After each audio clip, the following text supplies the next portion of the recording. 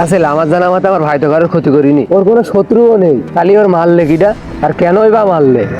তুষার, তাও এইসব ভেবে নিজের কষ্ট দিস না। অবশ্য তোর আর কি বলবো, নিজের ভাইয়ের বিষয়। আমি তো সেই দেখেই ছাড়বো। আচ্ছা তুষার, তুই কি কারো সন্দেহ করছিস?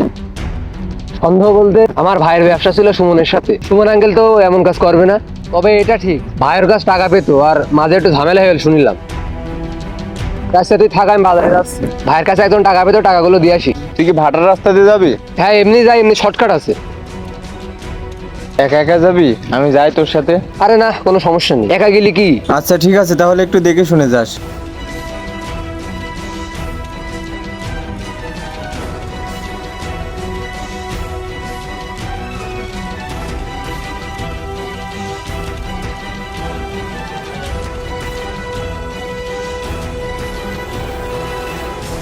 ভাই, ও তো সুমন আঙ্কেল যে সন্দেহ করছে।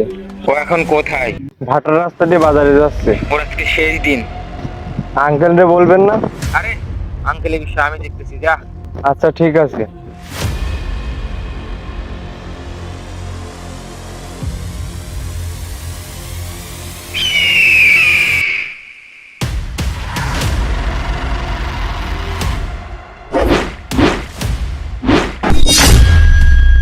এই দাঁড়াই!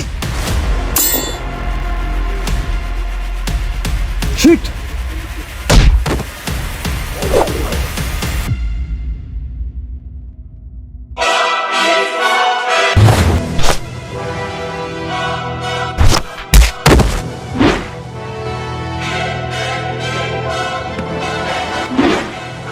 এই ছোড়া বাচ্চা, ভেবেছিলাম তোকে ছেড়ে দিব, কিন্তু তুই তোর ভাইয়ের মতো বাড়াইছিস। আর রাসেল, তুই বন্ধু এখানে? এই তোর বন্ধুর গোষ্ঠী। তার মানে তুই সবকিছু জানিস? যা। এই!